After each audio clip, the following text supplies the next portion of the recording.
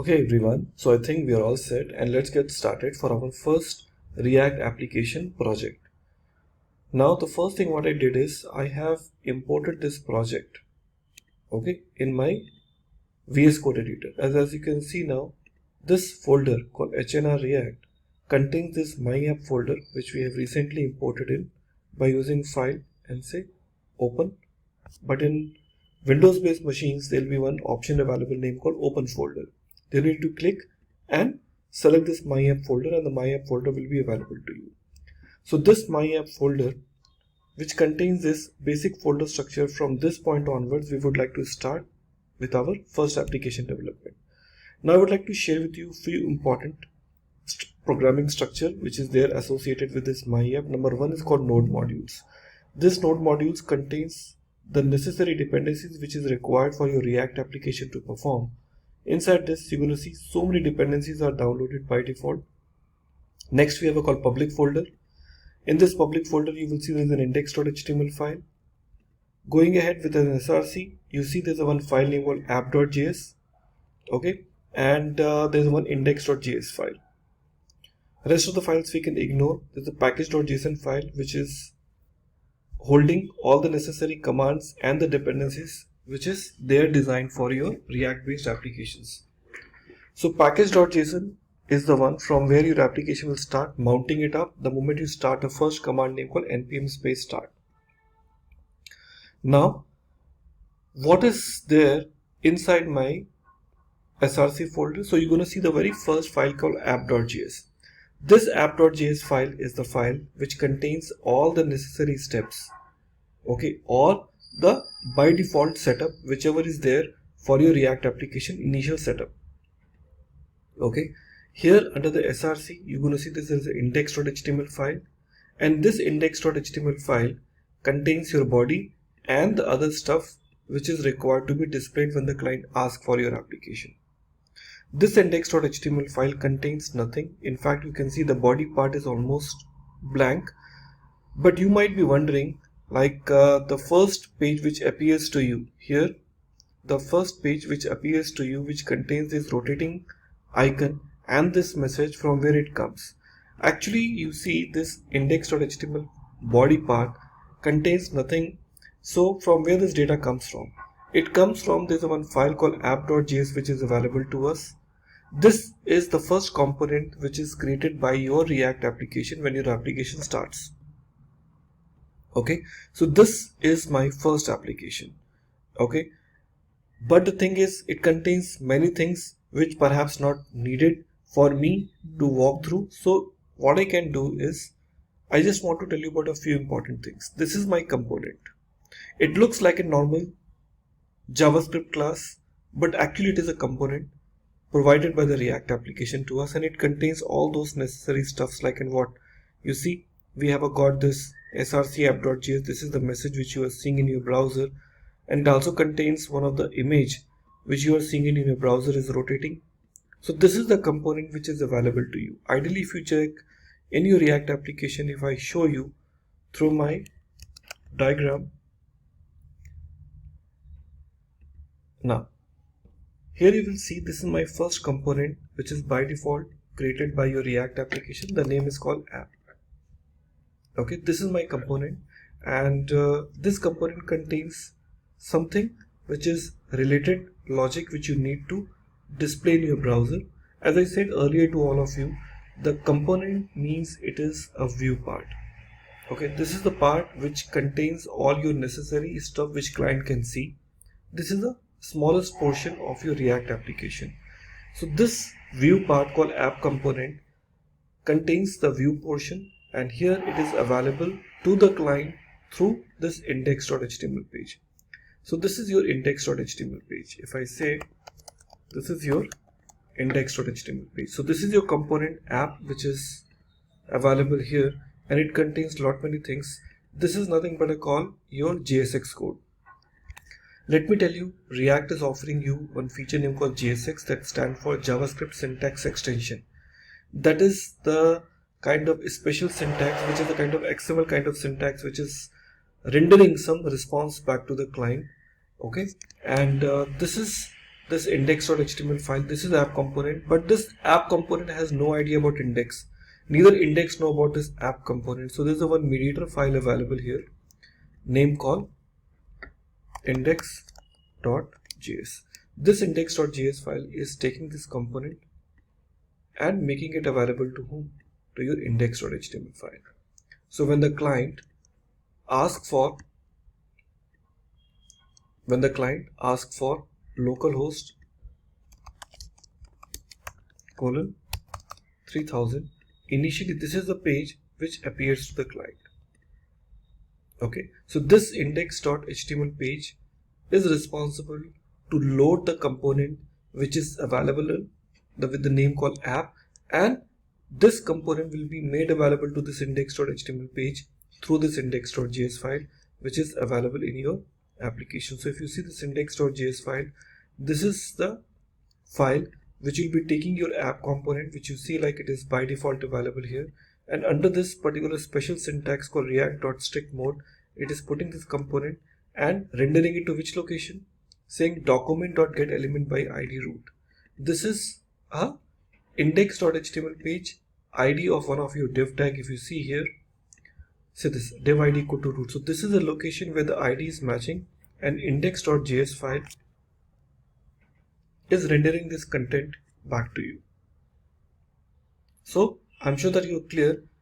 App component has no idea about where my index.html page is. Neither your index.html page knows about your component.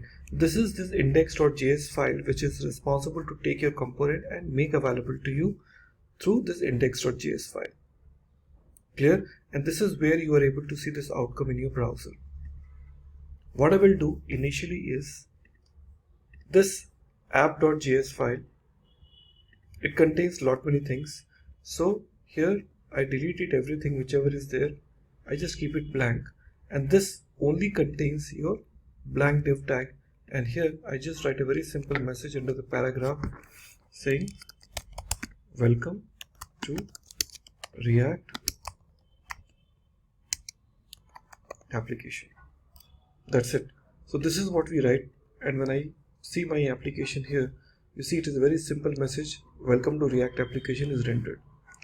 No more complications. It is very simple to render your data back to the browser.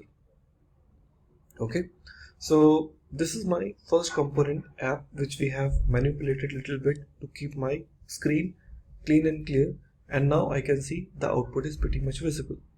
So app is the first component by default created by your create react app project structure.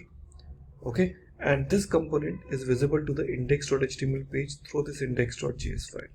We will discuss a lot about components, how you write a components, and what are the different ways are there to create a components step by step. Okay, so this is where the baseline starts from. Now going towards my next application.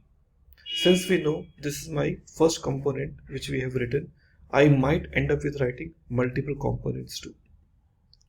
Okay, in order to write the other components, what I will do is here in my React application, I can go and create a new folder inside this and give the name called components. And inside my components, I'll create another file here and give the name called main app.js. So this is just a basic extension called .js, and from here onwards we'll start creating a component. Now I tell you, in React we have a different ways to create a component. The first way is class-based components, and second we talk about called functional component. What is the difference between class-based component and functional component? We will discuss it later with you, but let's get started by creating a class-based component first. Now here, to create a class-based components, it is a very simple and easy way. What we can do is we can say export default class main app extends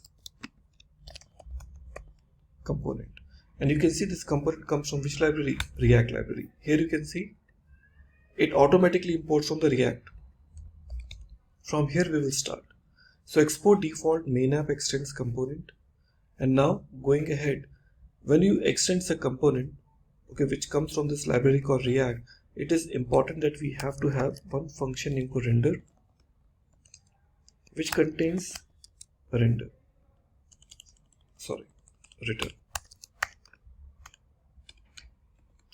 So this return will be returning the JSX to you called JavaScript syntax extension. This JSX will be holding a kind of typical XML type of tags, opening and closing tag, that will be rendered back to the client when the client asks for it. This will usually contains all your HTML related stuff. Okay, and in this return, I just write a div tag, and you can see the error immediately goes off, because if I don't write it down, you see, if I take my cursor here, it is saying expression expected. So if I write this div tag, it works fine, because it is expecting some elements I need to return. So I'm returning this div tag, and inside this I say welcome to main app. Okay, so this is my basic component, no fancy things, very simple and straightforward. Now I really can't see this main app to my browser here, because application has no idea about this component which we've recently created. To make this component visible to my client, in my app.js I will go and make my main app.js as a child of app component. And how you can make it? Very simple. Here you can go and type main app, and you can see the moment you type 4 characters, the suggestion automatically appears. It says auto import from this location, and that is the beauty of VS Code editor. So you write less code and easily get a lot of suggestions. So now this is your component, and it automatically imports from this location, and the moment you do so, instantly you can see this outcome is visible to you. Okay, so that's the basic idea of how you go and write your custom components. And if I just show this to you in a diagram, so I can say like this. This is my component called app. I just go and create one more component name called main app, like this. And this main app is now associated with this app component now. Now visually you can easily understand this main app has become a child of app component. The beauty of main app to be the child of app component is, tomorrow if I want to share any data from app to main app, it can be easily shared. I can, however, do one more important thing. I can also keep this main app in a parallel and also associate this to my application like this. The program will still work. I can declare this main app under my index.js. Okay, it's gonna work, but it won't be suitable idea, because I want to talk about relationship between the components so that I can share my data, and that's where exactly we are making this main app as a child of app component. So I'm sure we are clear how this component hierarchy is taking place, and later on when your application gets more and more complicated, you're going to be developing more and more components and decide from which particular component you would like to declare under. Then only you'll be able to see or share the data with each other. So I'm sure this area is pretty clear to all of you how to create a component. So tomorrow, in case if I would like to go back and create few more components in my application, I can easily create it. How? Let's take a look.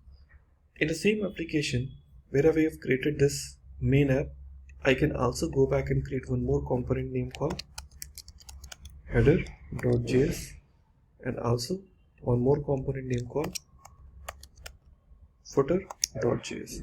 So 2 components we have created now. Just like main app, I just copy this and declare it under my header and change to header, and I say welcome to header. Same thing for the footer also. Footer. Now this header and footer I just want to be the child of this component name called main app. So how will I do this? So ideally my expectation is like this. This is my main app. I define this like this. Here I say header, and here I say, and now I make these components as a child of main app. Okay, now this header and footer are the child of main app. So to make this possible, I'll go to main app, and here I say header. You see, header automatically imports, and here also say footer. You see, they automatically imported. Remember one thing, sometimes it may happen that your application may not be in position to identify the location. So in this cases, you have to manually write it down, those imports portion. I'm telling you, in case if it doesn't, normally it detects, but in case if it doesn't detect, initially when your VS Code is new, you may have to import these things manually. And when I see my outcome here, you see welcome to header and welcome to footer is very much visible to me. Okay, so overall if you see about this architectural point of view, you will realize it how easy it is for you to easily distribute the complexity of your application into these smaller components, which later on play their own job or play their own role to decide what component should contain what kind of data, and it can be easily available to the end user. I'm sure these three components have given you the brief idea about how the component architecture works, and later on we can start with the next learning.